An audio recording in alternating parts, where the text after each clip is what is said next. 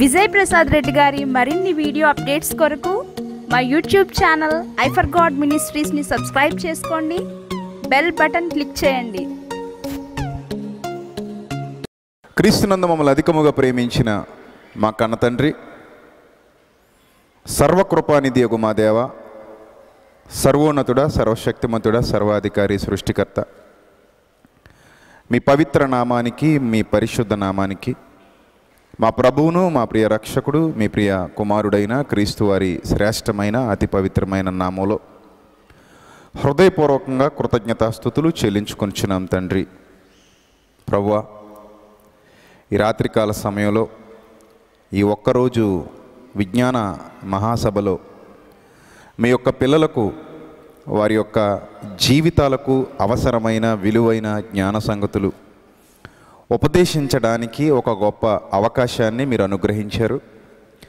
దానిని సద్వినియోగం చేసుకోగలిగే జ్ఞానాన్ని, వివేకాన్ని మొదట నాకు ప్రసాదించండి. మీ ఆత్మ సంబంధమైన సంగతుల్ని సరిగా విభజించి ఉపదేశించడానికి గాను మీ సమయోచితమైన జ్ఞానాన్ని, మరి ముఖ్యంగా మా యందు మీరు నివసింపజేసిన మా అందరి ఆదరణకర్త అయిన పరిశుద్ధాత్మ సహాయాన్ని అనుగ్రహించండి. తండ్రి, మీ పిల్లలు వారు వింటున్నటువంటి మాటల్ని తమ జీవితాలకు అన్వయించుకొని దాని ప్రకారంగా జీవించడానికి వారికి కూడా సహాయం చేయమని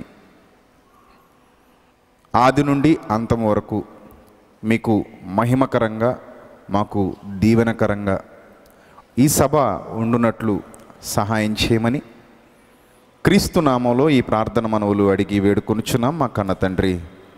ఆమెన్. ప్రియమైన దేవుని ప్రజలారా, వేదికను అలంకరించినటువంటి పెద్దలకు, దైవజనులకు, కూడి వచ్చినటువంటి మీ అందరికీ కూడా నా హృదయపూర్వకమైనటువంటి వందనములు తెలియజేస్తున్నాను. సర్వోన్నతుడైన దేవుని మహాకృప నిత్యము మనందరికీ తోడయుండి నడిపించునుగాక. ఆమెన్. ప్రియులారా, జీవితం అనే యుద్ధంలో అనే పదం వినగానే జీవితంలో యుద్ధం ఏంటి అని మీరు అనుకుని ఉండొచ్చు. ఒక కుమ్మరివాడు తన జీవనోపాధి కోసం, తన బ్రతుకు తెరువు కోసం కుండలు తయారు చేస్తాడు. అలా చాలా రకాలైన కుండలు తయారు చేస్తాడు. మట్టిని పిసుకుతాడు, చక్కటి ఆకృతి తీసుకురావడానికి కష్టపడతాడు, చాలా అందమైన కుండల్ని తయారు చేస్తాడు, చాలా అందంగా వాటిని అలంకరిస్తాడు, చాలా చక్కగా డిజైన్ చేస్తాడు, వాటిని ఆరబెట్టి, ఎండబెట్టి, పెయింట్ కూడా వేస్తాడు. అలా అందంగా చిత్రించిన తర్వాత వాటిని తీసుకొచ్చి దుకాణంలో పెట్టుకుంటాడు. అక్కడ వాటిని సేల్ చేస్తాడు. ఒక కుండ దుకాణంలోకి వెళ్ళి కూర్చోవాలి, లేదా అతని కొట్టులో అమ్మకానికి సిద్ధంగా అలంకరించబడాలి అని అంటే దానికి ఏ లోపాలు ఉండకూడదు. చాలా కుండలు లేదా చాలా అందమైన మట్టి పాత్రలు కుమ్మరి షాపు దగ్గరే మీరు పక్కన చూస్తే పక్కన పడేసి ఉంటాయి. ఏమంటే వీటిని ఎందుకు పక్కన పడేశారు అంటే, చిన్న మొక్క విరిగిపోయిందనో, చిన్నగా హోల్ పడిందనో, లేకపోతే దానికి ఏమైనా బేటలు వచ్చాయనో, గాలి బేటలు ఇత్యాది కారణాలు చెప్తాడు. ఆ కారణాల వల్ల దాన్ని మేము సేల్ చేసిన ఎవరు కొనరు. సో ఎవరు కొనని దాన్ని తీసుకొచ్చి ఈ అందమైన పాత్రలతో పాటు ఎక్కడ కూర్చోబెట్టడం వల్ల ఎలాంటి ఉపయోగం ఉండదు, కాబట్టి దీన్ని తీసుకెళ్ళి పక్కన పెట్టేశాం అని చెప్తారు. ఈ విషయాన్ని నేను మీకు ఎందుకు చెప్తున్నానంటే, పరమ కుమ్మరి ఈ భూమి మీద ఎన్నో అందమైన పాత్రల్ని సృష్టించాడు. ఇక్కడ కూర్చున్నటువంటి వేదిక మీద నుండి క్రింద వరకు కూర్చున్న ప్రతి ఒక్కరు కూడా ఆ సర్వసృష్టికర్త వలన సృజించబడిన వారు అన్న సంగతి మీకు తెలియంది కాదు. మనమందరం కూడా దేవుని వలన ఈ యొక్క ఆకారాలను తెచ్చుకున్నాం. దేవుడే మనకి ఇలాంటి అందమైన ఆకారాలని తయారు చేసి ఇచ్చారు. మనందరం కూడా ఆయన వలన సృజించబడిన వారము, ఆయన వలన నిర్మించబడిన వారము కదా. ఈ సంగతి మీ అందరికీ తెలుసు. ఆయన వలన సృజించబడ్డాము, ఆయన వలన నిర్మించబడ్డాం. ప్రియులరా, ఆయన వలన నిర్మించబడిన ప్రతి పాత్ర ఆయనకు ఉపయోగపడే పాత్రగా ఉందా అంటే ఏ పాత్ర కూడా ఆయనకు ఉపయోగపడే పాత్రగా లేదు. ఒక అందమైన కొండకు చిన్న కన్నం పడితే, చిన్న బెజ్జం పడితే దాని విలువ ఎలా అయితే తగ్గిపోతుందో, అది ఏ విధంగా అయితే యజమానికి ఘనత తీసుకురాకుండా, యజమానికి మహిమ తీసుకురాకుండా ఎందుకు పనికిరానిదిగా పక్కన పెట్టబడుతుందో, అదేవిధంగా మనుష్యులు కూడా, మనం కూడా మనకున్నటువంటి బలహీనతలను బట్టి దేవునికి మహిమ తీసుకురాలేక ఓడిపోయి మూలన కూర్చుంటున్నాం. అంటే పనికిరాని వారంగా మారిపోతున్నాం. ప్రతి మనిషికి ఏదో ఒక బలహీనత ఖచ్చితంగా ఊహ తెలిసిన తర్వాత లేకుండా ఉండదు. ఈ విషయం మీ అందరికీ తెలుసు. నాకే బలహీనత లేదు, నేను ఎప్పుడు పుట్టినప్పటి నుంచి ఇప్పటి వరకు నాకే బలహీనత లేదు, నేను ఏ బలహీనతకు ఎన్నడూ లొంగలేదు అని ఎవరైనా గంటాపదంగా చెబితే అతను పచ్చి అబద్ధికుడు, టిక్ పెట్టి పక్కకు తోసేయండి. No doubt. ఎందుకంటే ఈ భూమి మీద పుట్టిన నాట నుండి, అనగా ఊహ తెలిసిన నాట నుండి వయస్సుకు వచ్చేంత వరకు ఒక వ్యక్తి యొక్క జీవితాన్ని జాగ్రత్తగా పరిశీలన చేస్తే బలహీనత లేనివాడంటూ ఎవ్వడు ఉండడు. బలహీనతల్లో 2 రకాలు ఉంటాయి. నెంబర్ 1 శరీర సంబంధమైనవి, అవి బాహ్యంగా కనబడేవి. అంగవైకల్యం కానివ్వండి, పేదరికం కానివ్వండి, రోగాలు కానివ్వండి, ఇలాంటివన్నీ కూడా ఒక మనిషికి శరీర సంబంధంగా ఉన్నటువంటి బలహీనతలు కావచ్చు. వాటి వల్ల అతను చాలా ఇబ్బందులు పడవచ్చు. వీటితో ప్రాబ్లం లేదు, వీటితో ఎలాంటి ప్రాబ్లం లేదు. కానీ ఒక మనిషికి అంతః సంబంధమైన బలహీనతలు కొన్ని ఉంటాయి. అంటే మానసిక సంబంధమైనవి లేదా ఆత్మ సంబంధమైనవి అని వాటిని గురించి మాట్లాడుకోవచ్చు. ఇలాంటి మానసిక సంబంధమైన రుగ్మతలు కానివ్వండి, మానసిక సంబంధమైన బలహీనతలు కానివ్వండి, ఈ భూమి మీద లేనివాడంటూ నేటి వరకు ఎవ్వడూ లేడు. ప్రతి మానవునిలో ఏదో ఒక బలహీనత, ఆ బలహీనతనే చిల్లు పడటం వల్ల ఆ పాత్ర దేవునికి పరిపూర్ణంగా ఉపయోగపడకుండా పక్కన పెట్టబడుతుంది. ఇలా ఎంతోమంది జీవితాల్లో బలహీనతలు ఎక్కువ అవటం వల్ల వాళ్ళు విజయాలు సాధించలేకపోయారు. ఆటోమేటిక్గా ఆ బలహీనత వల్లే వాళ్ళు ఓటమి పాలయ్యారు. ఏమైంది? Okay, right. ఆ బలహీనత వల్లే వాళ్ళందరూ కూడా ఓటమి పాలయ్యారు. ఆ బలహీనతల వల్లే వాళ్ళు జీవితంలో చాలా విజయాలు సాధించలేకపోయారు. జీవితం అనే యుద్ధంలో వాళ్ళు ఓడిపోయారు. జీవితంలో యుద్ధం అనేది ఎప్పుడు ప్రారంభమవుతుందో తెలుసా? బలహీనతలకు లొంగుదామా వద్దా అనే మీమాంసలో మానవుడు ఎప్పుడైతే ఆలోచనలో పడతాడో అప్పుడే మనిషి జీవితంలో యుద్ధం మొదలైపోతుంది. మనిషి జీవితంలో యుద్ధం మొదలయ్యేది అతడికి ఊహ తెలిసిన తర్వాత నుండే.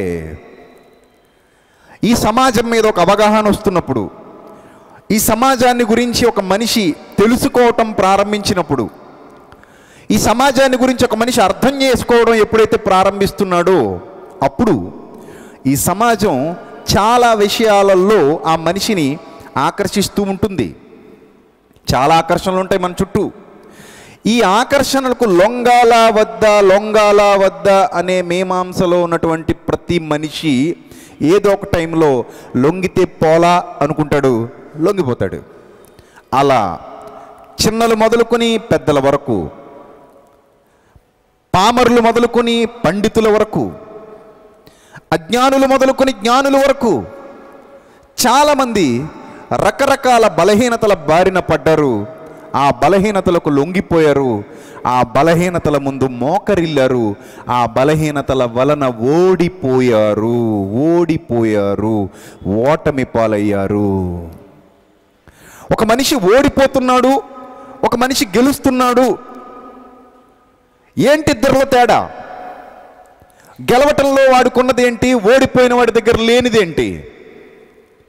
వాడికి 2 చేతులు ఉంటాయి, వీడికి 2 చేతులు ఉంటాయి, వాడికి 2 కాళ్ళు ఉంటాయి, వీడికి 2 కాళ్ళు ఉంటాయి, వాడికి 2 కళ్ళు ఉంటాయి, వీడికి 2 కళ్ళు ఉంటాయి. వాడికి ఎలాంటి అవయవాలు ఉన్నాయో వీడికి కూడా అలాంటి అవయవాలే ఉంటాయి. మరి వాడు ఎందుకు గెలిచాడు, వీడెందుకు ఓడిపోయాడు?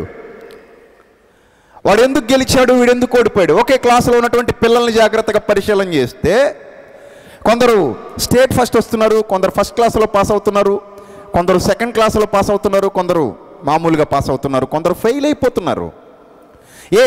ఆ పాస్ అయినోడి దగ్గర ఉన్నదేంటి, ఈ ఫెయిల్ అయినోడి దగ్గర లేనిదేంటి? దేవుని చేత ఇద్దరు ఒకేలా సృజించబడ్డారు కదా. వాళ్ళకున్న మెదడే వీళ్ళకి ఉంది, వాళ్ళకున్న అవయవాలే వీళ్ళకి ఉన్నాయి. వాళ్ళు ఎక్కడైతే చదువుకున్నారు వీళ్ళు అక్కడే చదువుకున్నారు. వాళ్ళు ఏదైతే తింటున్నారు వీళ్ళు అది తింటున్నారు. వాళ్ళు ఎలాగైతే నిద్రపోతున్నారు వీళ్ళు ఎలాగైతే నిద్రపోతున్నారు. వారు ఏ గాలి అయితే పీల్చుకుంటున్నారు వీరు అదే గాలి పీల్చుకుంటున్నారు. వారు ఏ భూమి మీద అయితే బ్రతుకుతున్నారో వీరు కూడా అదే భూమి మీద బ్రతుకుతున్నారు. కానీ వాళ్ళు ఎందుకు గెలిచారు, వీళ్ళు ఎందుకు ఓడిపోయారు అనంటే ఇక్కడ మనకు ఒక విషయం అర్థమవుతుంది. ఎక్కడో ఏదో ఒక బలహీనత వీళ్లను వెంటాడింది. ఆ బలహీనతకు వీళ్ళు లొంగిపోయారు. ఆ బలహీనతల పేర్లు చెప్పండి. ఏ బలహీనత ప్రమాదకరమైనది, ఏ బలహీనత ప్రమాదకరమైనది కాదు అని మీరు నన్ను అడిగితే నేను చెప్పలేను. ఎందుకంటే బలహీనతల విషయంలో ఇది ప్రమాదకరమైనది, ఇది ప్రమాదకరమైనది కాదు అని మనం చెప్పలేము. ఎందుకంటే అది దాని స్థాయిని బట్టి ఉంటుంది, అది ఆ సందర్భాన్ని బట్టి ఉంటుంది.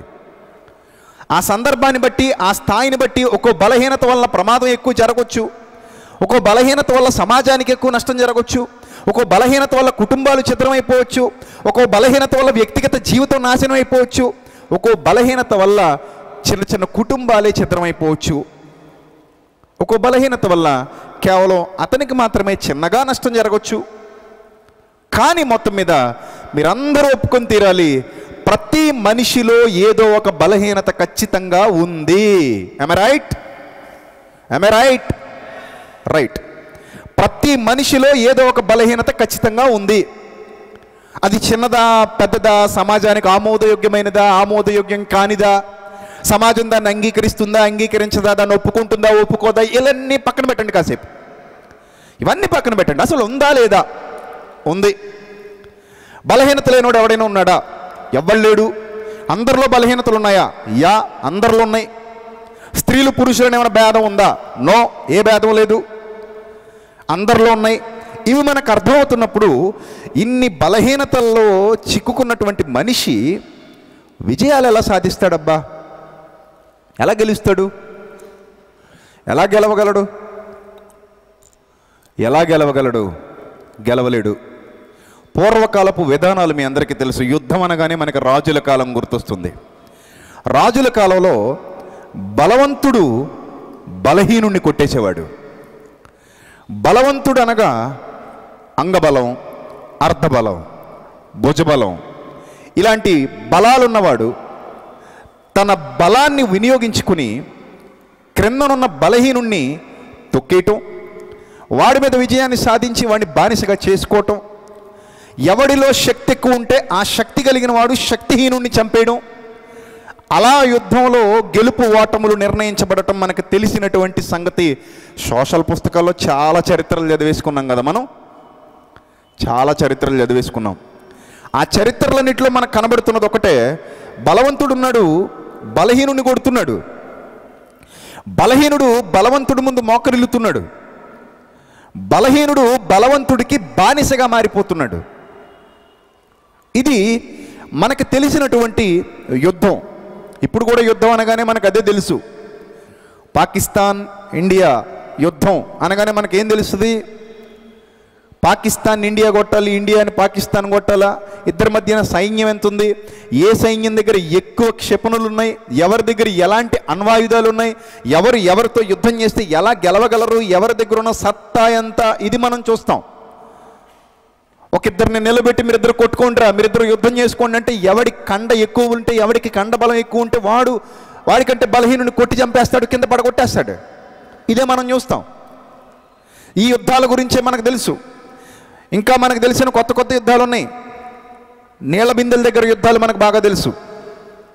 వాటర్ ట్యాంకులు వచ్చినప్పుడు, రేషన్ షాపుల దగ్గర యుద్ధాలు మనకు తెలుసు,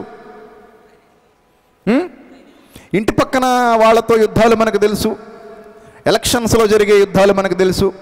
ఈ మధ్య బాగా నేర్చుకున్నాం, ఫేస్బుక్ యుద్ధాలు బాగా తెలుసు, యూట్యూబ్ యుద్ధాలు బాగా తెలుసు, ఇంకా వాట్సాప్ యుద్ధాలు కూడా మొదలయ్యాయి.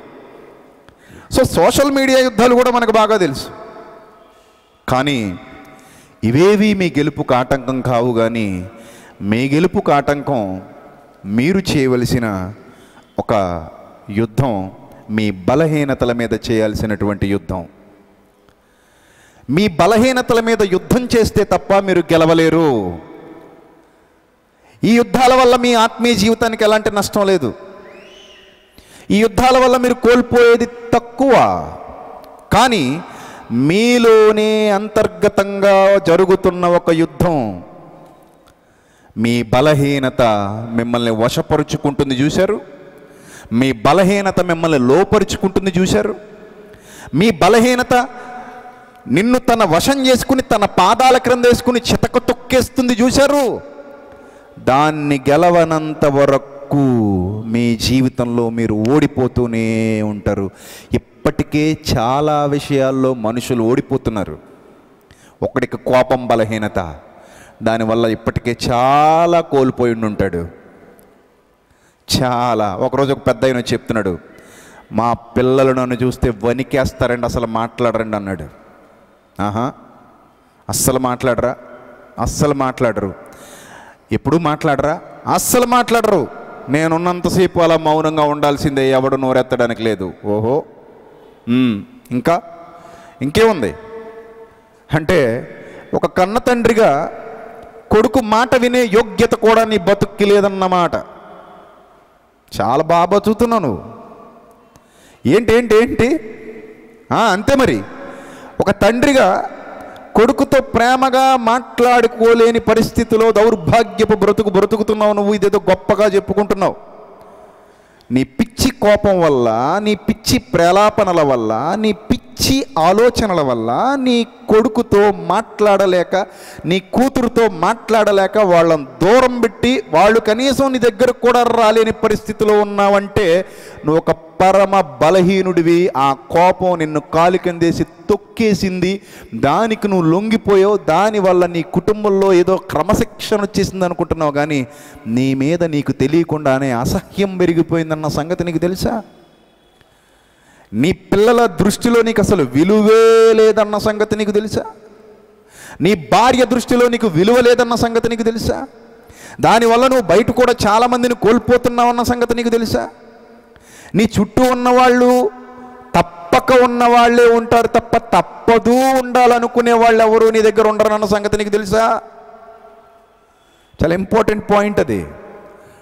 తప్పక ఉండాలి తప్ప తప్పదు ఉండాలి అనుకునే వాళ్ళు ఎవ్వరూ నీ దగ్గర ఉండరు. ఎందుకంటే నీ దగ్గర కోపం అనే ఒక భయంకరమైన బలహీనత ఉంది. అది నీ విజయానికి చాలా చాలా చాలా ఆటంకాలు కల్పించేసింది. లేకపోతే నువ్వు ఎక్కడో ఉండాలి. ఇంకా ఇక్కడే ఆగిపోయావంటే అది నిన్ను పగ్గం వేసి వెనక్కి లాగేసిందన్నమాట. ఇంకా ఈర్ష్య, అసూయ, ద్వేషం, లోభం, మత్సరం, విమతం, కక్షలు, నరహత్యలు, జారత్వాలు, కాముకత్వం, వ్యభిచారం, అవినీతి, దుర్నీతి, సకల దుర్లక్షణాలు మనలోనే మెయింటైన్ చేస్తున్నాయి. ఒక్కొక్కడు ఒక్కో బలహీనతకు లొంగిపోయి ఉన్నాడు. ఒక్కొక్కడు ఒక్కో బలహీనత. ఈ బలహీనతల వల్ల వాళ్ళు సాధించవలసిన ఎన్నో విజయాలు సాధించలేకపోయారు. లేకపోతే వాళ్ళు జగతి శిఖరాన జైలుగా నిలబడి ఉండాల్సిందే. అర్థమైందా? ఇప్పటికే నీ జీవితంలో నువ్వు చాలా కోల్పోయి ఉంటావు ఆ బలహీనతల వల్లే. ఎస్, బద్ధకం, సోమరితనం, ఇవి కూడా బలహీనతలే. అందుకే నష్టాలు, అందుకే ఏం సాధించలేకపోవటం, అందుకే ఎప్పుడు చిల్లు సంచి. జీవితం బాలేదు. ఇలా ఎంతోమంది జీవితాల్లో ఎన్నో బలహీనతలు. వాటితో వీళ్ళు యుద్ధం చెయ్యలేక, వాటిని వీళ్ళు గెలవలేక ఎంత నష్టపోయారో బైబిల్ చరిత్రలో నుండి మీకు ఇప్పుడు కొంతమందిని మీ కళ్ళ ముందుకు తీసుకొస్తాను. ఇప్పటివరకు నేను మాట్లాడిందంత ఇంట్రడక్షన్. తమ్ముడు సుధాకర్ అన్నాడు, పర్లేదన్నా ఇక్కడ ట్రాన్స్పోర్ట్ ఉంటుంది, భయం లేదన్నాడు. అందుకని నేను చాలా ఫ్రీగా మాట్లాడుతున్నాను మీతో. లేదంటే కట్టి కొట్టి తెచ్చి అనేసి సాగనంపేసేవాడిని. పర్లేదు కదా మీకు? ఎనీ ప్రాబ్లం చెప్పండి. Any problem? No problem. Very good. Okay, చూద్దాం ఇప్పుడు బైబిల్లో నుంచి. చూద్దాం బైబిల్లో నుండి ఇలాంటి దుర్లక్షణాల వలన మనుషులు ఎన్ని కోల్పోయారో, ఎంతమంది తమ జీవితాల్లో ఓడిపోయారో, తమ బలహీనతతో యుద్ధం చేయలేక ఓడిపోయిన వాళ్ళ జీవితాలు మీకు క్లుప్తంగా వివరిస్తాను. మీరు కూడా ఎన్ని విషయాల్లో ఓడిపోతున్నారో, ఏ ఏ విషయాల్లో ఓడిపోతున్నారో మీకు మీరు తెలుసుకొని ఆ బలహీనత పెద్దదా చిన్నదా మనకు అనవసరం. ఈ రోజు నుండే యుద్ధం మొదలవ్వాలి. ఇది గెలుపు కోసం చేసే యుద్ధం. గెలిచేంత వరకు ఎవ్వడు ఆగడానికి వీల్లేదు, ఎవ్వడు ఆగకూడదు. గెలవాలి, గెలిచి తీరాలంతే. ఓడిపోయిన వాళ్ళ చరిత్ర ఎందుకు చెప్తున్నాను అనుకుంటున్నారేమో. ముందు ఓడిపోయిన వాళ్ళ చరిత్ర చెప్తాను, తర్వాత గెలిచినోడి చరిత్ర చెప్తాను. రెండూ అవసరం కదా మనకి, రెండూ అవసరం. సో ఫస్ట్ ఓడిపోయిన వాళ్ళ చరిత్ర చూద్దాం. ఒక ప్రవక్త ఉన్నాడు, మహాప్రవక్త. చరిత్రలోనికి వెళ్ళడానికి ముందు మంచి కాఫీ లాంటి మాట ఒకటి చూద్దాం. అంటే అలాంటి వచనాన్ని ఒకటి చూద్దాం, రుచికరంగా ఉండేటువంటి వచనాన్ని. ఒక మంచి ప్రవక్త ఉన్నాడు,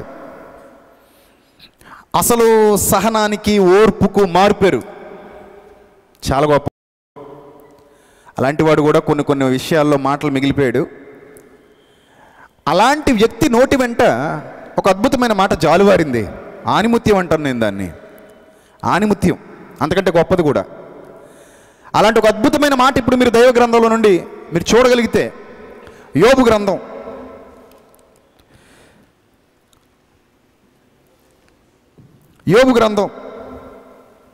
7వ అధ్యాయం.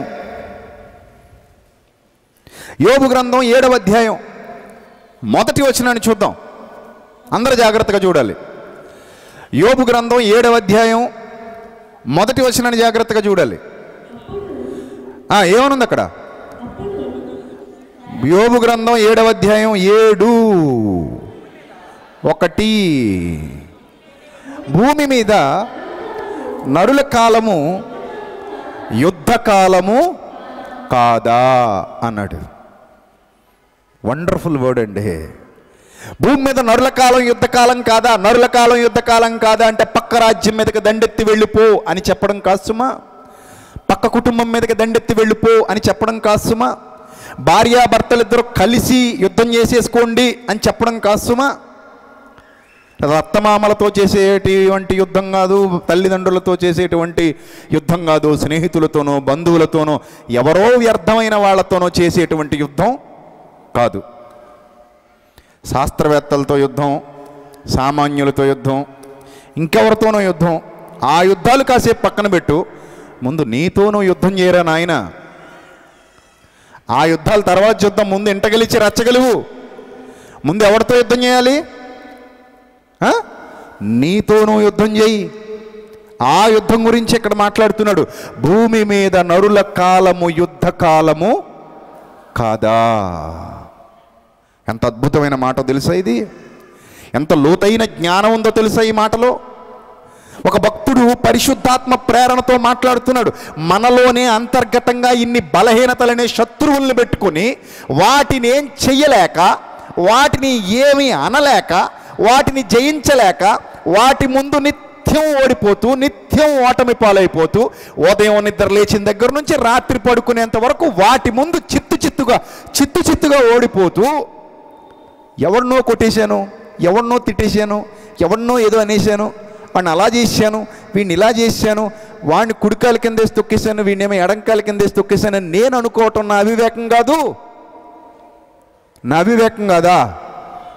ఎస్, ఇది నా అవివేకమే. ఒకవేళ నేను అలా అనుకుంటే ఫస్ట్ నువ్వు యుద్ధం చేయాల్సింది నీలో ఉన్న బలహీనతలతో. ఎందుకంటే ప్రతిరోజు పళ్ళు తోముకోవడానికి ముందు దగ్గర నుంచి కాళ్ళు అరజాపుకుని దుప్పట కప్పుకుని పడుకునేంత వరకు అవి నిన్ను టప్ టప్ టప్ టప్ టప్ అని పీకుతూనే ఉన్నాయి. వాటి ముందు దెబ్బలు తింటూనే ఉన్నావు. వాటి ముందు ఎప్పటికప్పుడు సాష్టాంగ నమస్కారం చేస్తూనే ఉన్నావు. ఓడిపోతూనే ఉన్నావు, ఓడిపోతూనే ఉన్నావు, ఓడిపోతూనే ఉన్నావు. నీ బతుకులో గెలిపెక్కడిది? ఎక్కడ గెలిచావు? ఎప్పుడు గెలిచావు? ఒక్కసారి నీ జీవితాన్ని వెనక్కి తిరిగి చూసుకో. డైరీ రాసుకునే అలవాటు ఉందా మీలో ఎవరికైనా? ఎనీబడి డైరీ రాసే అలవాటు ఉందా? అలాంటి మంచి అలవాట్లు మాకు లేవంటారా? పక్కోడు చదివేస్తే ఇంకేమైనా ఉందా అంటారు, అంతే. నాకు తెలుసు. అలాంటి పిచ్చి పనులు మేము చేయం బ్రదర్. ఇంట్లో ఎవరైనా చదివేస్తే ఇంకేమైనా ఉందా? అది నా భార్య చదివిందంటే కొంప కొల్లేరే. భర్త చదివాడంటే కేర్ ఆఫ్ అడ్రస్ అమ్మగారి ఇల్లే ఇంకా. సో అలాంటి మంచి పనులు మేము ఎప్పుడు చెయ్యం అంటారా? అంటే అంటారు. ఎందుకంటే ఒక్క చేయి కూడా లేవాలా. ఒక్కడు కూడా డైరీ రాయడనమాట. ఎవరు డైరీ రాసే అలవాటు లేదనమాట. ఒకసారి ఒకవేళ ఉంటే గనుక మీకున్న అడ్వాంటేజ్ ఏంటో తెలుసా? ఇంటికి వెళ్ళి ఆ పాత డైరీలన్నీ తీస్తే రోజుకి ఎన్నిసార్లు మీరు ఓటమి పాలయ్యారో మీ డైరీ ఖచ్చితంగా చెప్తుంది. మీరు యథార్థంగా డైరీ రాసిన వాళ్ళు అయితే. నిజం.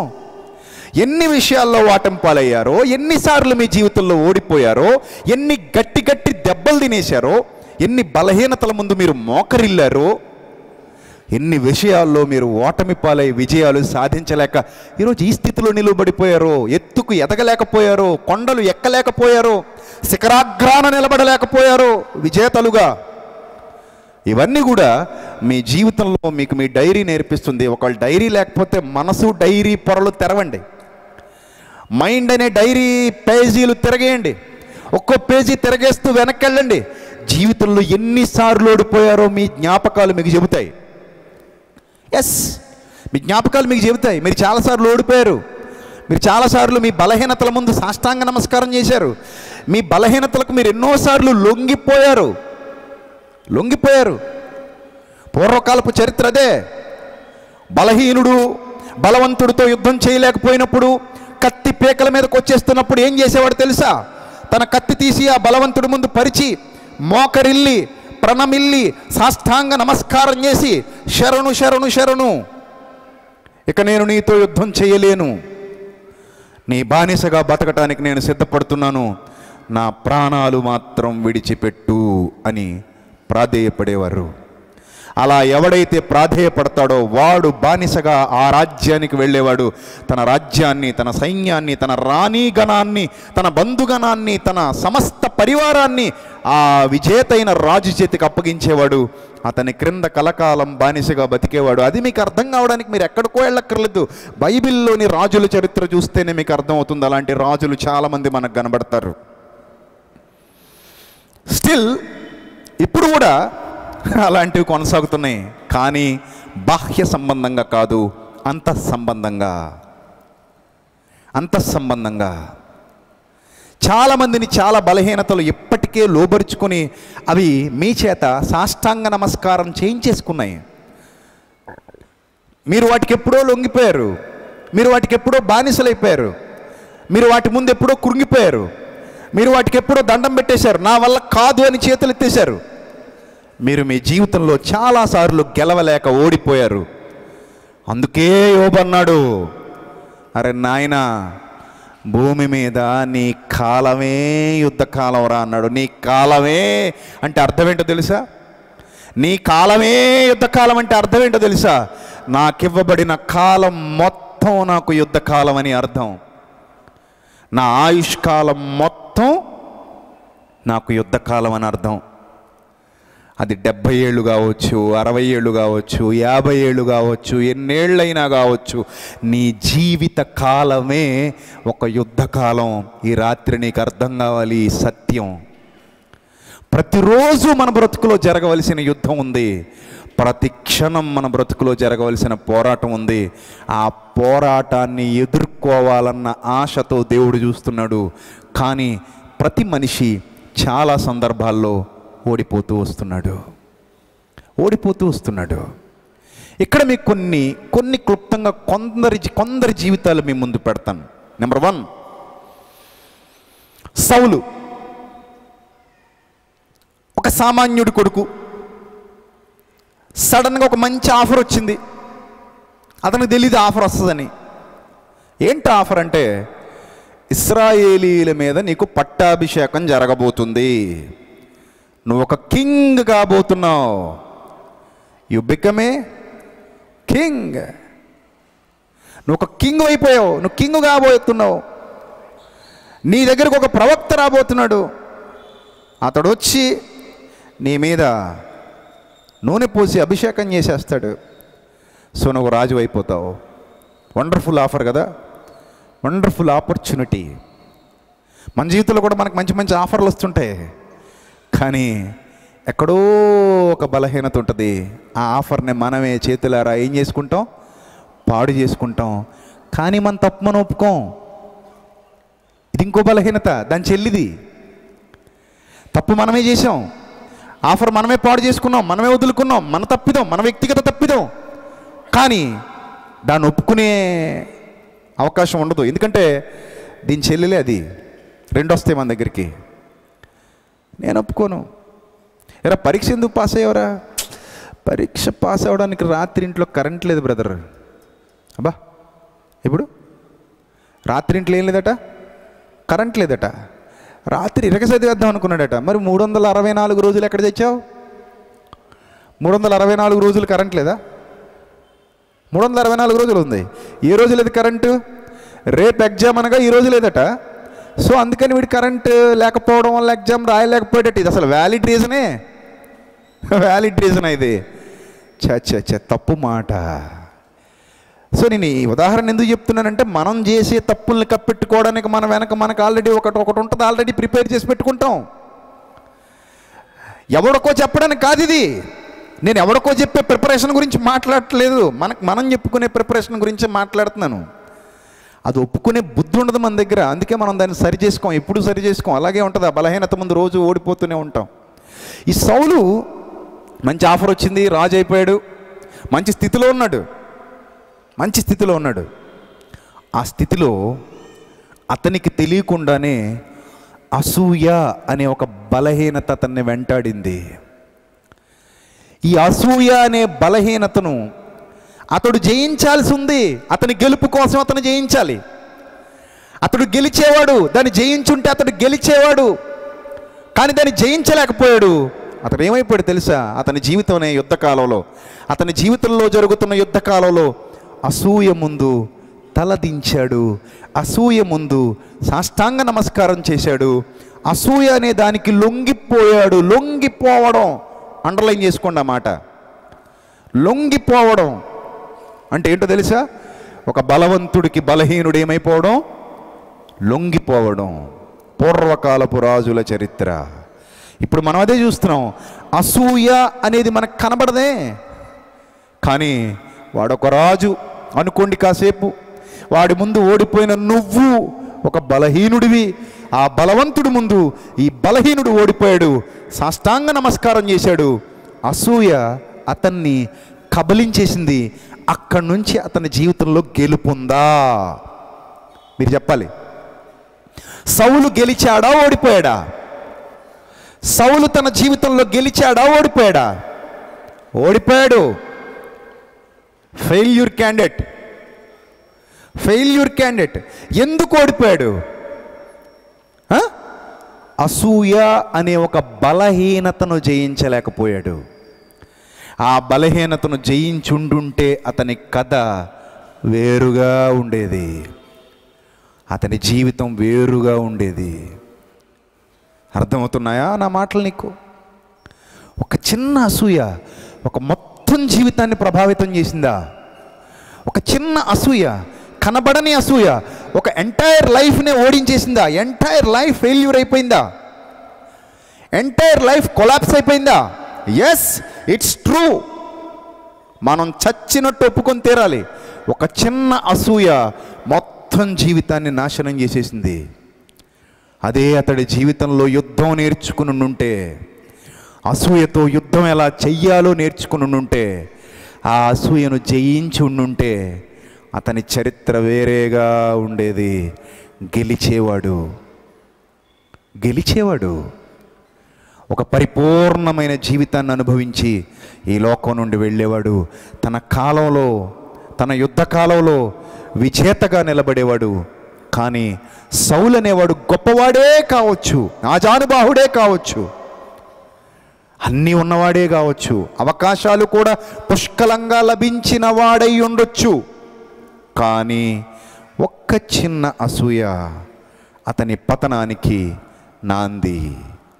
ఇది మీరు ఒప్పుకొని తీరాల్సినటువంటి సత్యం. మీ జీవితంలో కూడా చాలా విషయాల్లో ఇదే బలహీనతతో మీరు కూడా ఓడిపోయి ఉండి ఉండవచ్చు. మీరు కూడా చాలామందికి దూరం అయిపోయి ఉండొచ్చు. మీరు కూడా చాలామందిని కోల్పోయి ఉండొచ్చు. మీ జీవితాన్ని మీరు కూడా పాడు చేసుకుని ఉండొచ్చు ఈ అసూయ వలన. అది కనబడని చిన్నది, కానీ దాని దెబ్బ చాలా గట్టిది ప్రియులరా. దాని వలన తగిలే దెబ్బ చాలా గట్టిది. ఇంకా ఆ తర్వాత వచ్చినటువంటి మరొక వ్యక్తి దావీదు, పరాక్రమవంతుడు. ఒక్క యుద్ధంలో 18,000 మంది సిరియనుల్ని మట్టి కరిపించిన మహావీరుడు. దావీదు అంటే చిన్నోడు కాదు. కత్తి పట్టుకున్నాడు, చెయ్యి చర్మం కత్తికి అంటుకుపోయింది, ఫెవికాల్ గమ్మేసినట్టు. అలా అంటుకుపోతే ఒక యుద్ధంలో 18,000 మంది సిరియనుల్ని మట్టి కరిపించిన మహావీరుడే దావీదు. అలాంటి వీరుడు ఒకానొక దినాన వసంతకాలాన రాజులు యుద్ధమునకు పోవు సమయాన ఇంట్లో మేడ మీద ఆ బాల్కనీలో తిరుగుతున్నాడు. సియోను కోట మీద. సియోను కోట బాల్కనీ ఎంత రమ్యంగా ఉండేదో తెలుసా? చాలా రమ్యంగా ఉంటుంది. అసలు ఇప్పుడే అది అలా ఉందంటే అప్పుడు ఇంకెంత బాగుండేదో.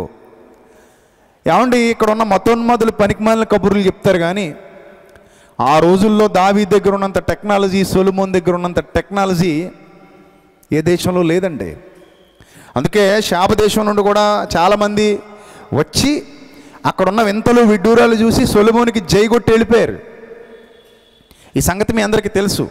ఆ చుట్టుపక్కల రాజులు కూడా చాలామంది వచ్చి సొలొమోనికి జేజేలు కొట్టి వెళ్ళిపోయారు. దావీదు కాలంలో కూడా చాలా టెక్నాలజీ ఉంది. అలా సియోను కోటని చాలా అందంగా డిజైన్ చేయించుకున్నాడు.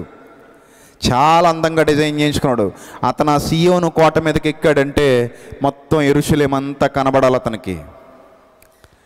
అది ఆహ్లాదకరమైన వాతావరణం కోసమో లేకపోతే శత్రు దుర్భేద్యంగా ఆ కోట ఉండాలన్న ఆలోచనతో కట్టించుకున్నాడో మరి నాకైతే తెలియదు, కానీ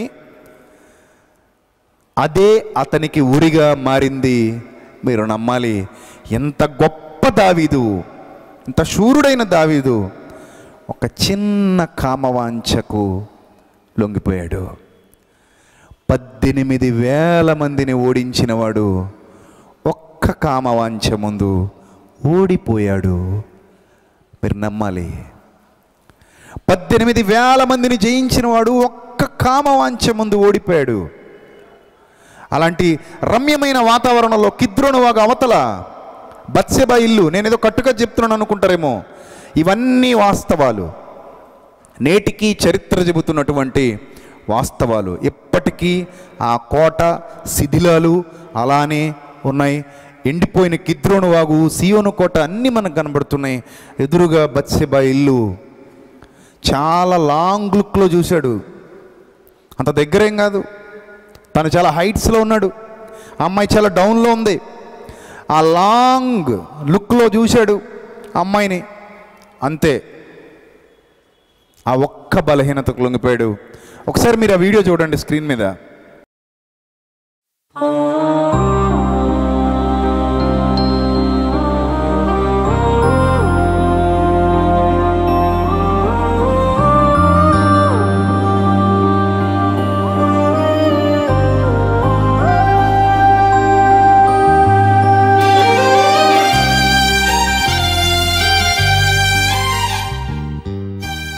దావీదు ఈ టెంపుల్ నుండే బత్షెబాను చూడడం జరిగింది. ఇదే దావీదు గారి యొక్క కోట.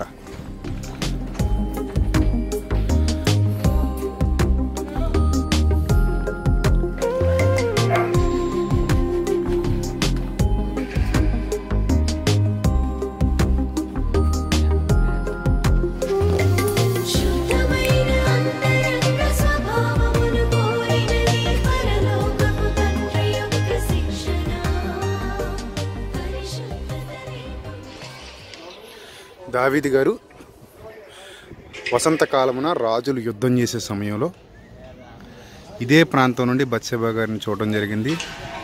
సో ఆ పాత కోట శిథిలాలు కూడా మనం ఇక్కడ చూడొచ్చు.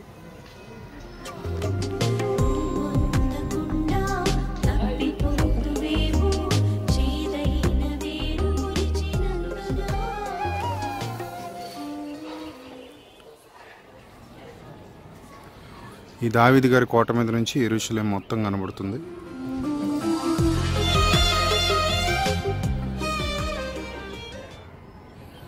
ఆ క్రింది ప్రాంతాల్లో బత్షెబా స్నానం చేస్తున్నప్పుడు దావీదు చూసి తప్పు చేయడానికి ఇక్కడ నుంచే పునాదులు వేయబడ్డాయి.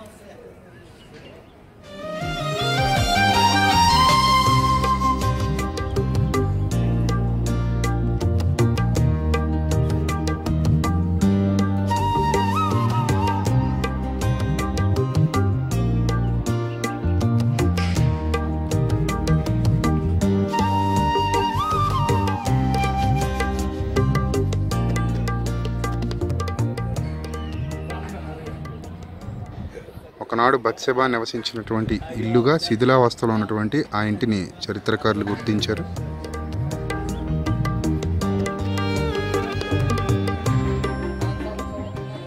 దావీదు గారు ఇక్కడి నుంచే బత్షెబాని చూడడం జరిగింది.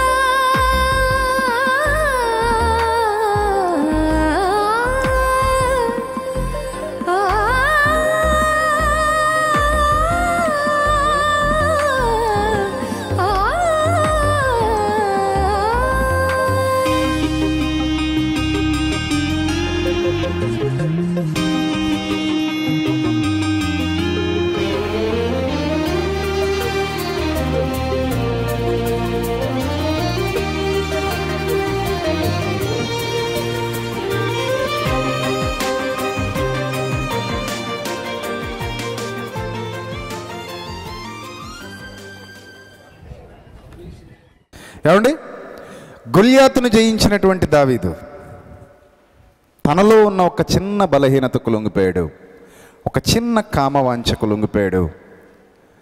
గొల్యాతునే పడగొట్టిన దావీదు తనలో ఉన్న దాంతో, తనలో ఉన్న ఆ వాంఛతో యుద్ధం చేయలేకపోయాడు.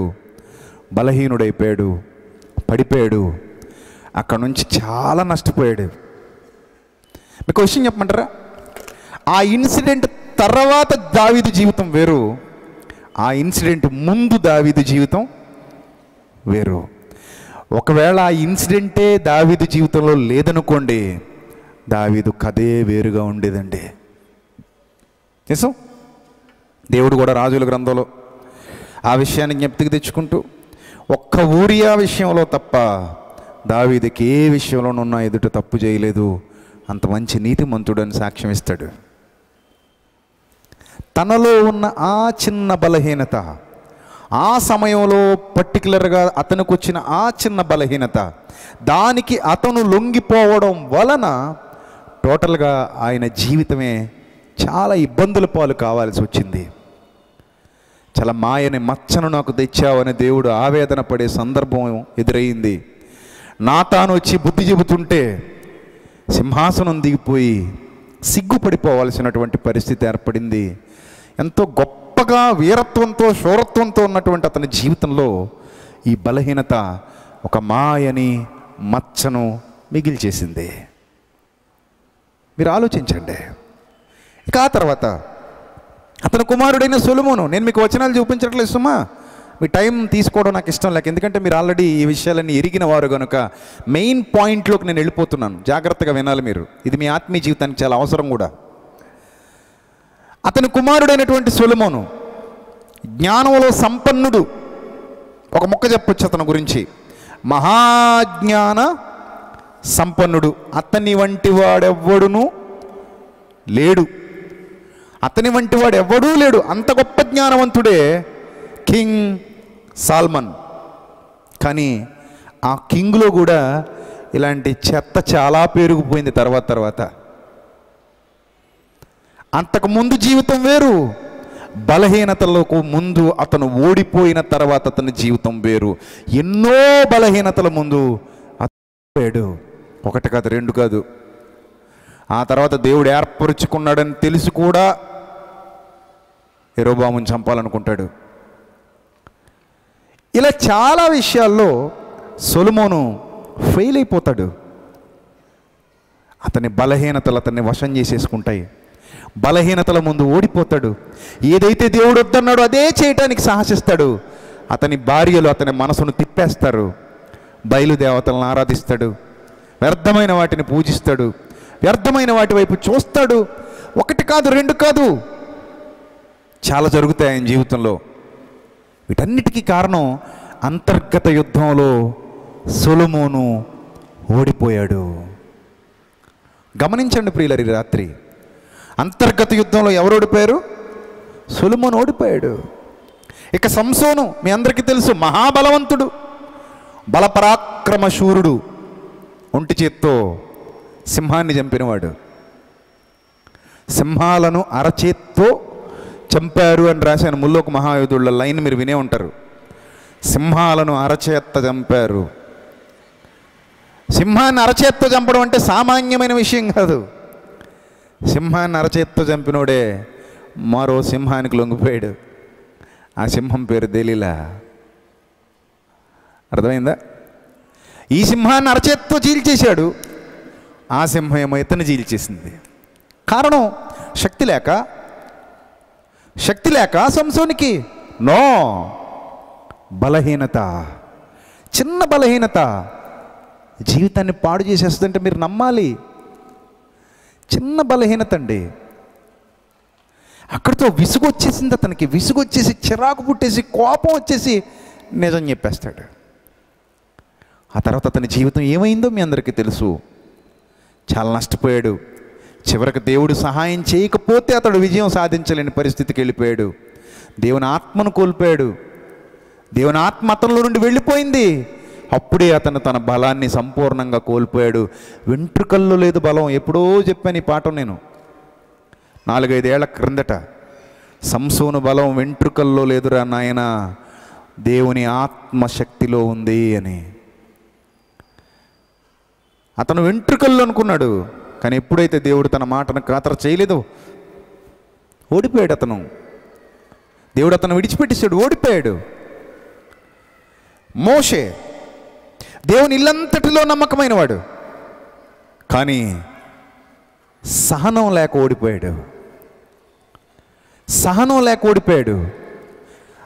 ఆ బలహీనతకు లొంగిపోయాడు. ఆ పాలు తేనెలు ప్రవహించే దేశానికి వెళ్ళలేకపోయాడు. ఇలా ఎందరి జీవితాన్ని మీకు చూపించమంటారు? ఒక ఏలియా మహారోషం కలిగిన ప్రవక్త, ఉండకూడని ఒక బలహీనతలోనికి లొంగిపోయాడు. అదే భయం. ఒక మనిషిలో ఉండకూడని బలహీనత ఈ భయం అనేది.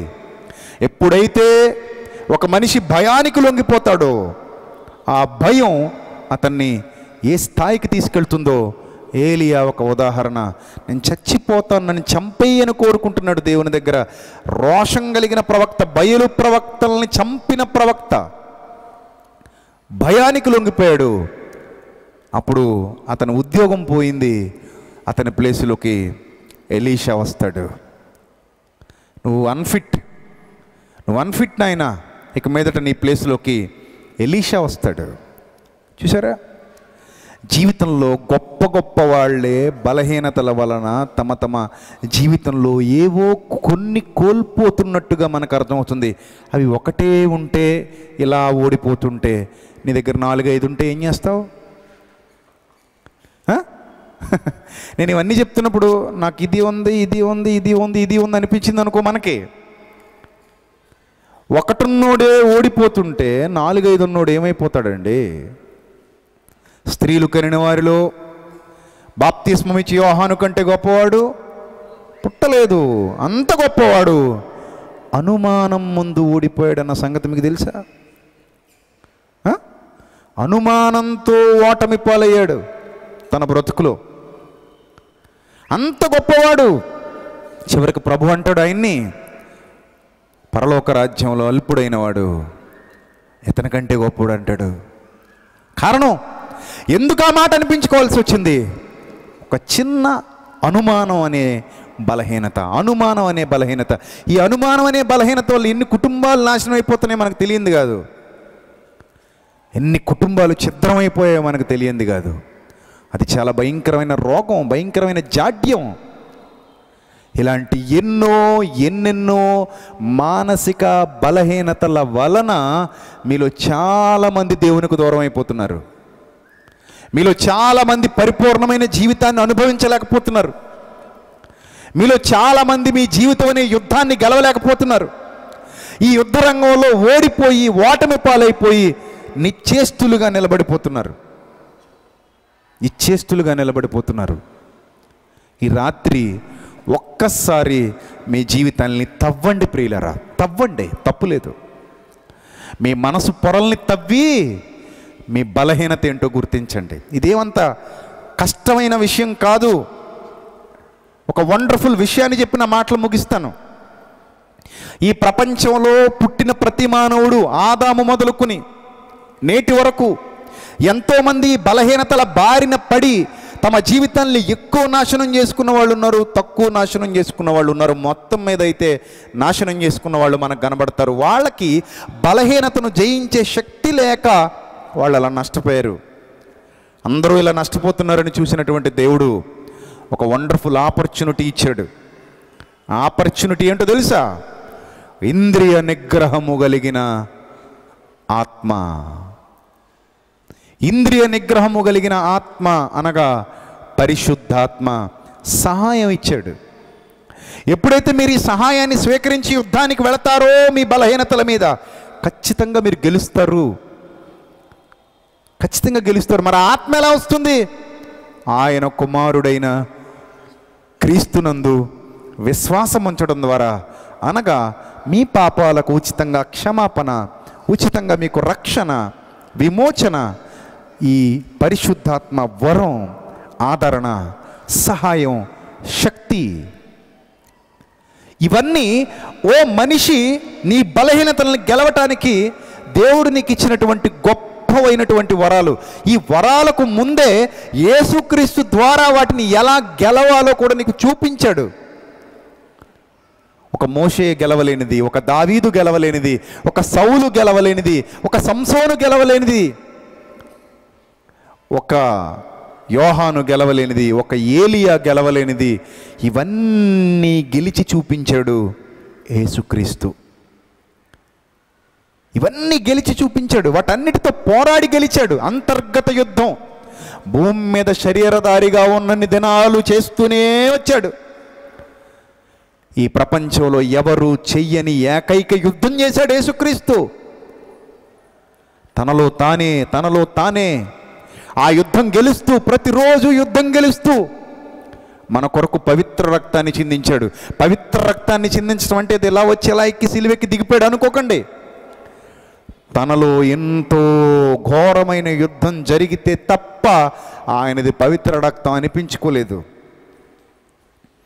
ఎంతో గొప్ప విజయాన్ని ఆయన సాధిస్తే తప్ప ఆయన పవిత్రుడు, పరిశుద్ధుడు, నిర్దోషి, నిష్కల్మషుడు, పాపులలో చేరక ప్రత్యేకంగా ఉన్నవాడు, ఇలాంటి బిరుదాంకితుడు కాలేదు.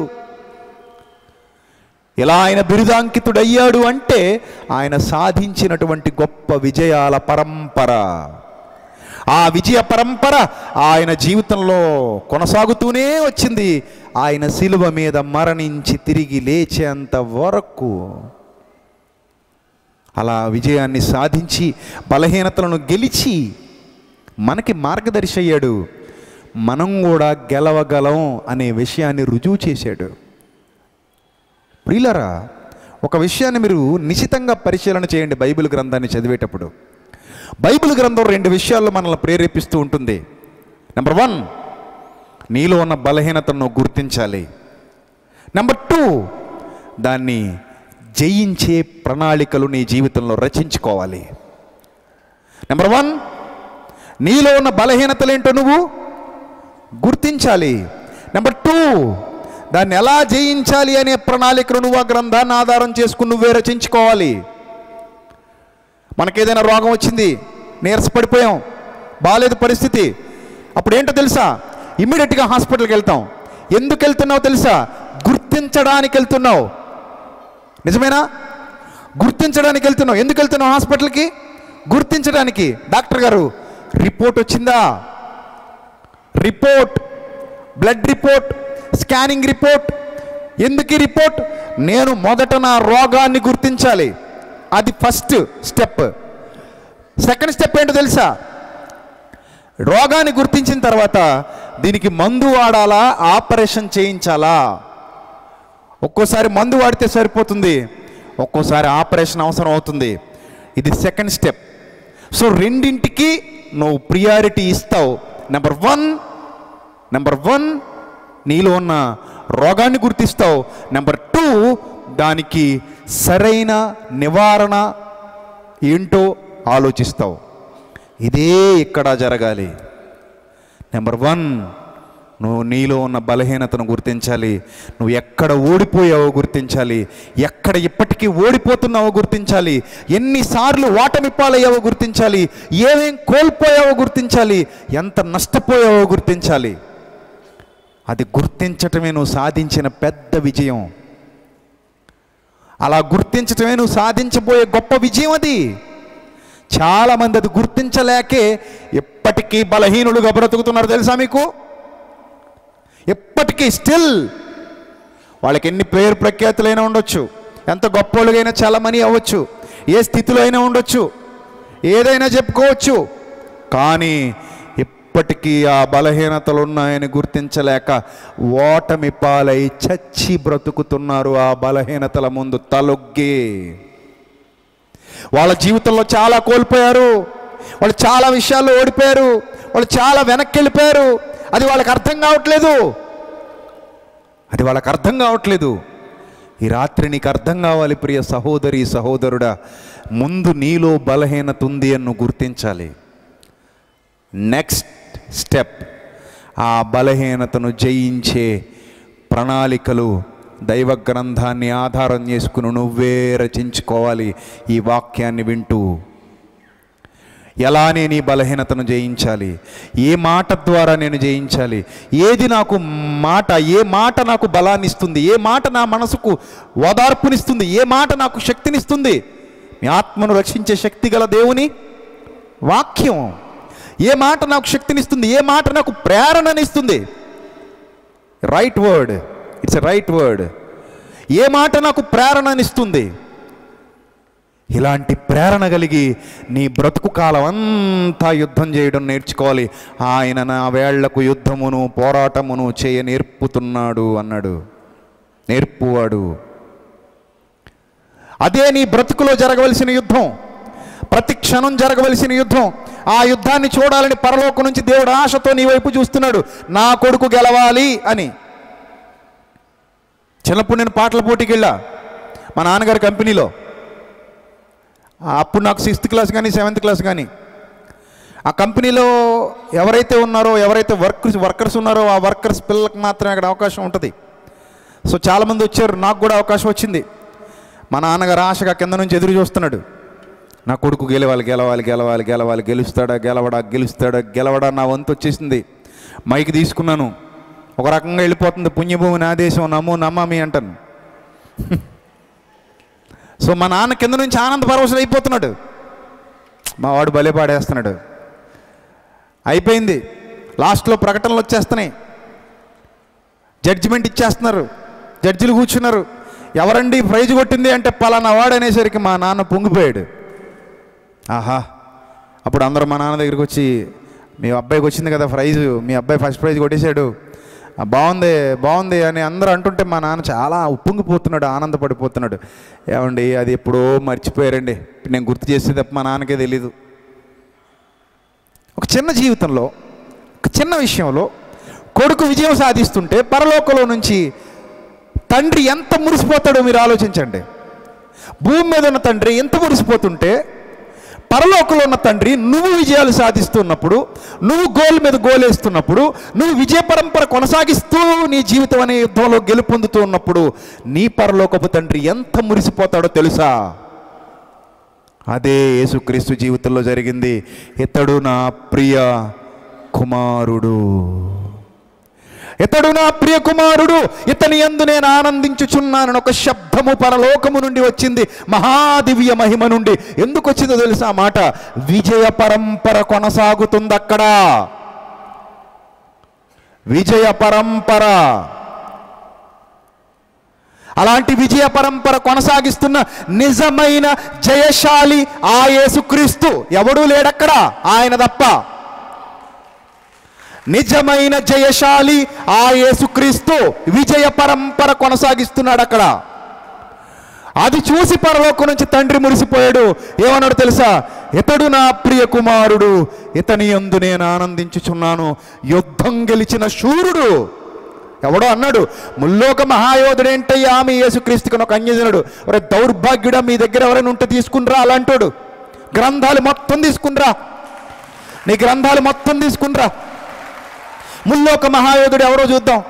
ముల్లోకాల వరకు వద్దురో నీ గ్రంథాల దగ్గరికి అయితే ఒక వాడలో చూపించి చాలు, ఒక పట్టణంలో చూపించి చాలు, లేదా అతడు బ్రతికిన ప్రాంతం చాలు. ముల్లోకాలు ఎందుకు వాళ్ళకే? నా యేసుకే ముల్లోకాలు. అలాంటి జయశాలి, నిజమైన జయశాలి లార్డ్ జీసస్ క్రైస్ట్. పరలోకంలో ఉన్న తండ్రి పొంగిపోతున్నాడు అతన్ని చూసి. పరలోకంలో ఉన్న తండ్రి పొంగిపోతున్నాడు. ఏమంటున్నాడు తెలుసా? ఇతడు నా ప్రియ కుమారుడు, ఇతని యందు నేను ఆనందిస్తున్నాను. ఇదిరా యుద్ధం అంటే.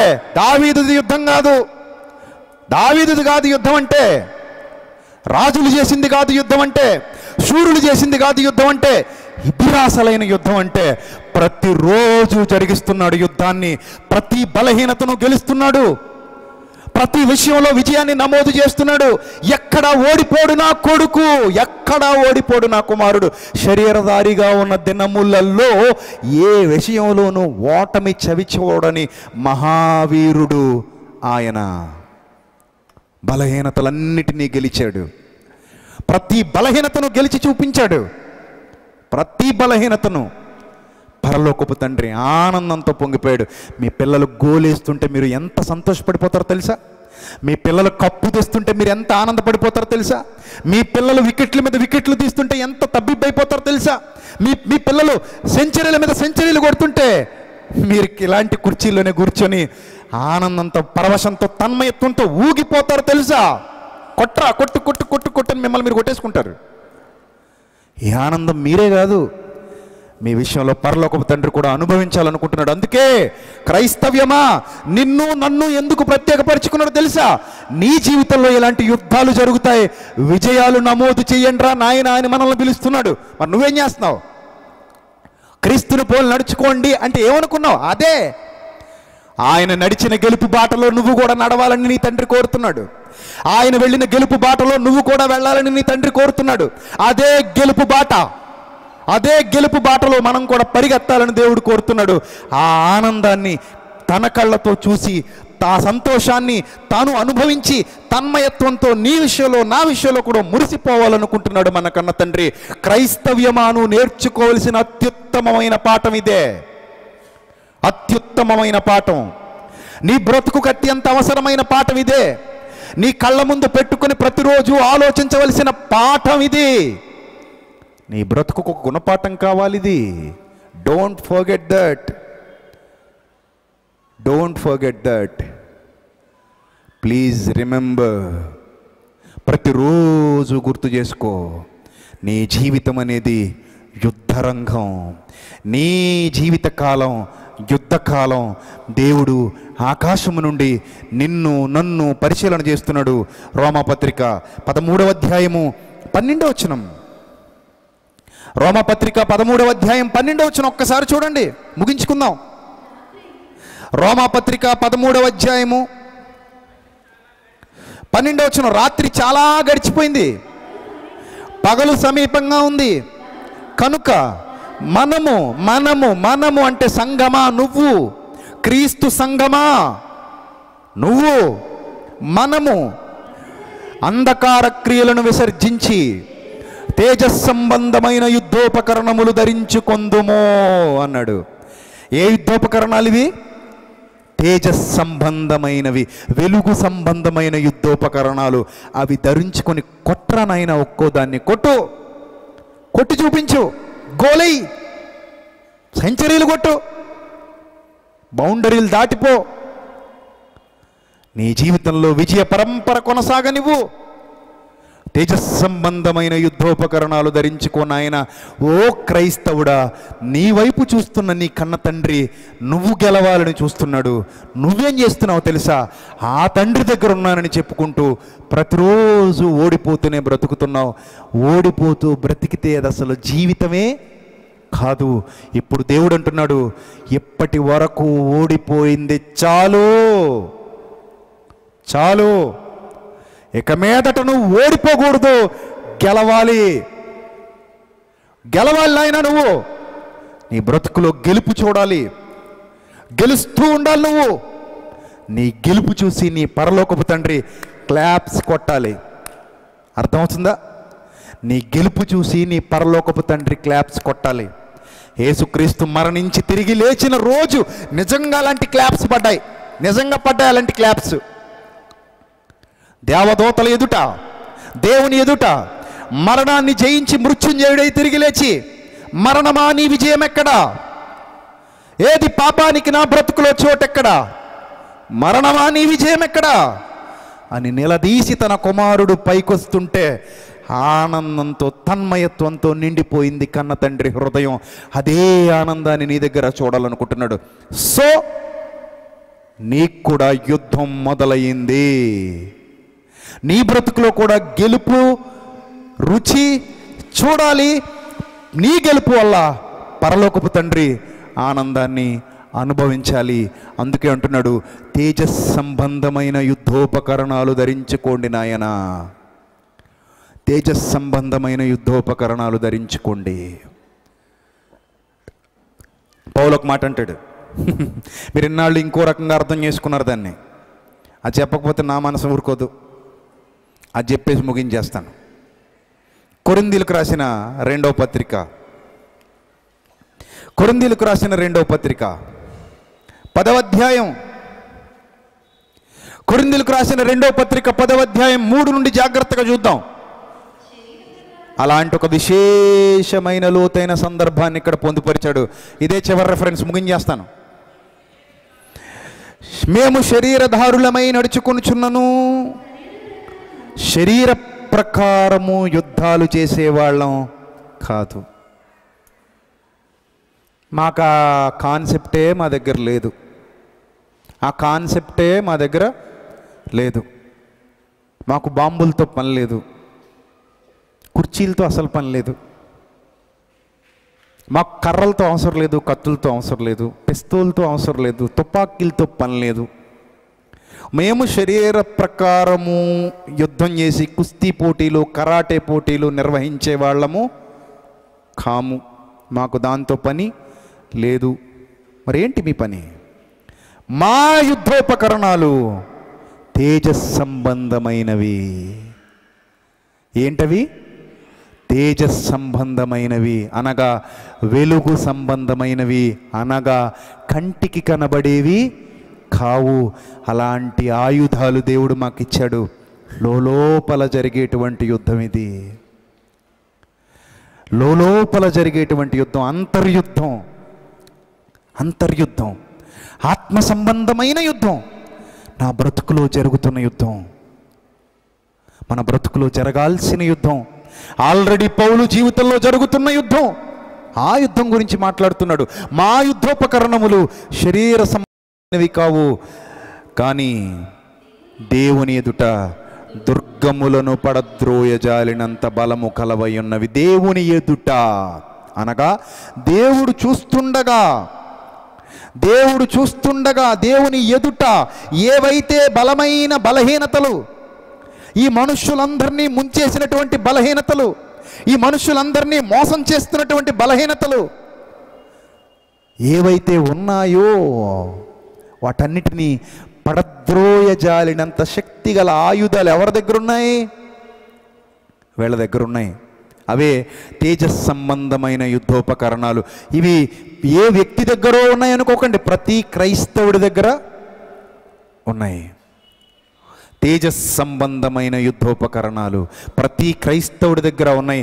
సాతాను ఏ దుర్గాలనైతే మన హృదయాలలో కట్టాడో వాటన్నిటినీ కూల్చేసుకోగలిగేటువంటి యుద్ధోపకరణాలు.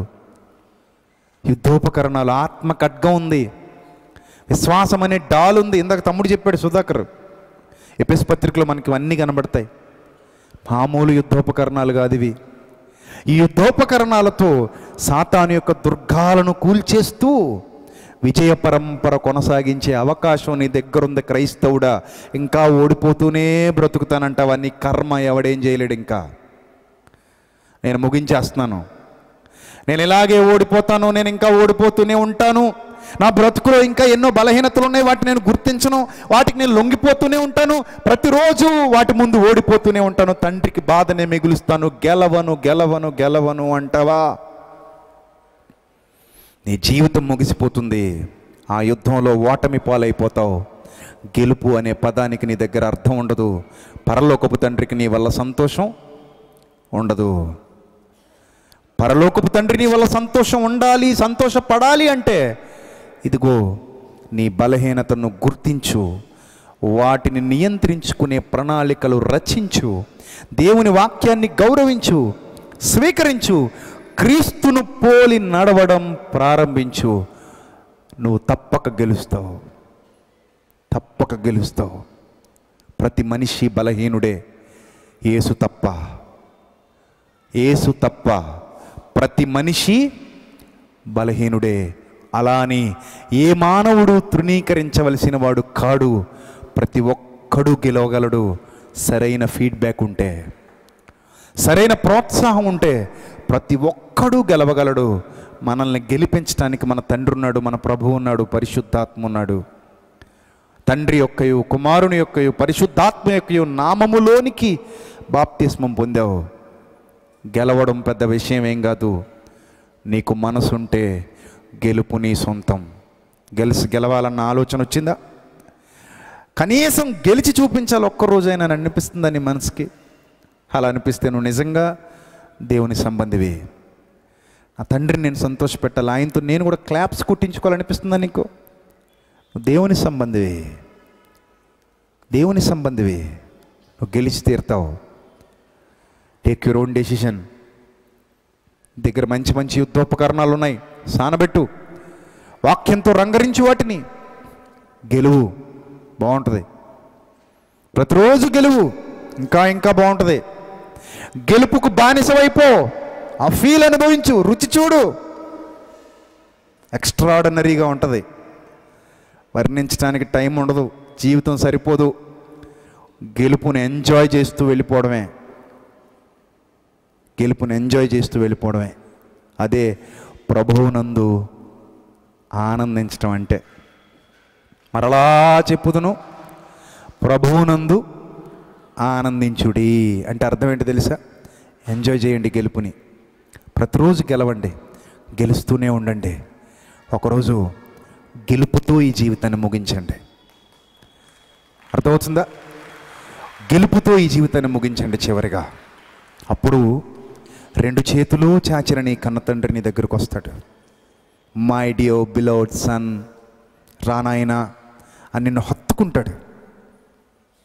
చాలండి జీవితానికి, అదే కావాలి. చాలేంటి, అదే కావాలి.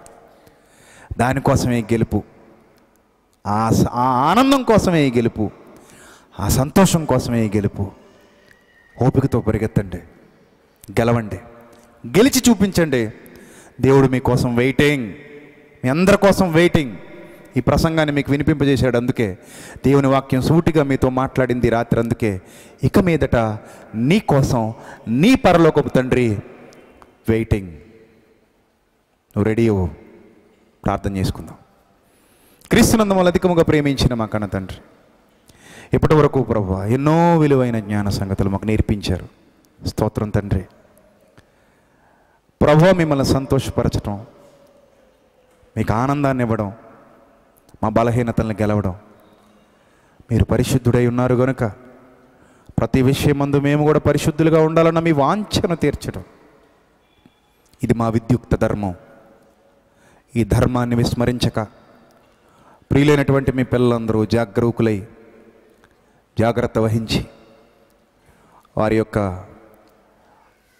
మనోగవాక్షాలలో నుండి ఏ విధమైన దుర్నీతి కార్యములు బయటకు రాక, ఏ బలహీనతకు వారు చోటివ్వక తావివ్వక నిత్యజీవ ప్రయాణంలో ఎల్లప్పుడూ మీ కుమారుడైన క్రీస్తును పోలి నడవగలిగే భాగ్యాన్ని దయచేయండి. మీ సన్నిధి కాంతిలో మీ సన్నిధాన వర్తనలుగా నిలువబెట్టి నడిపించండి. ఎంతో గొప్పగా ఈ సభను మీరు జరిగించారు. అనేక మందిని అనేక ప్రాంతాల నుండి తోడుకొచ్చారు. వారు వెళుతూ ఉండగా క్షేమంగా తోడుకుని వెళ్ళండి తండ్రి.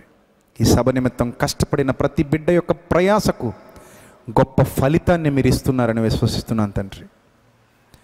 ఒక్కడు మీకు సంతోషాన్ని మిగిల్చిన మీ పిల్లల కష్టానికి ఫలితం దక్కినట్టే తండ్రి. మీ పిల్లలు కూడా ఇంకా బలంగా వర్ధిల్లునట్లు సహాయం చేయండి. కష్టపడిన ప్రతి కుటుంబాన్ని జ్ఞాపకం చేసుకోండి. ఫ్రాన్సిస్ గారు, పార్థసారథి గారు, వారికి సహకరించినటువంటి అబ్రహాం గారు, సుధాకర్ గారు, వాళ్ళ టీం అంతా, వాళ్ళ టీంలో అందరూ తండ్రి, ముఖ్యంగా శ్రీకాకుళం పిల్లలు, ప్రతి ఒక్కరిని మీరు జ్ఞాపకం చేసుకోండి. ప్రతి కుటుంబాన్ని జ్ఞాపకం చేసుకోండి. ఈ సభ నిమిత్తం కష్టపడిన ప్రతి బిడ్డను జ్ఞాపకం చేసుకోండి తండ్రి. ఇంకనూ వారిని బలపరచండి, మీ కృపలో భద్రపరచండి. మీ పనిలో ఉన్నతమైన సాధనాలుగా బహుబలంగా వాడుకోండి ప్రభువా. మీకు ఆ ఆనందాన్ని మిగిల్చే పిల్లలుగా ఎల్లప్పుడూ మమ్మల్ని అందరినీ ఉంచమని వేడుకుంటూ, మీ పిల్లల ప్రయాణాల్లో తోడు ఉండమని ప్రాధేయపడుతూ, వారి కుటుంబాలకు మీ కాపుదలు దయచేయమని వేడుకుంటూ, మీ కుమారుడు మా రక్షకుడు మా కొరకు త్వరలో తిరిగి రాబోతున్న మా ప్రభు అయిన యేసుక్రీస్తు నామంలో ఈ ప్రార్థన మనవులు అడిగి వేడుకొనుచున్నాం మా కన్న తండ్రి. ఆమెన్. అందరికీ వందనాలు. May God bless you all.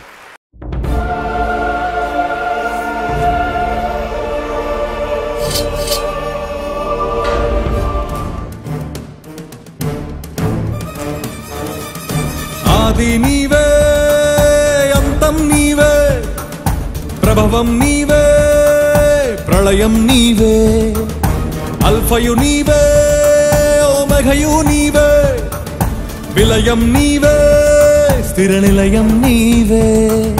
గగనం భువనం సకలం నీవే, జగతిని నడిపే జ్యోతివి నీవే. సమరం అమరం సర్వము నీవే, అన్ని నామాలు ప్రణమిల్లే సర్వోన్నత నామం నీవే, సర్వోన్నత నామం నీవే.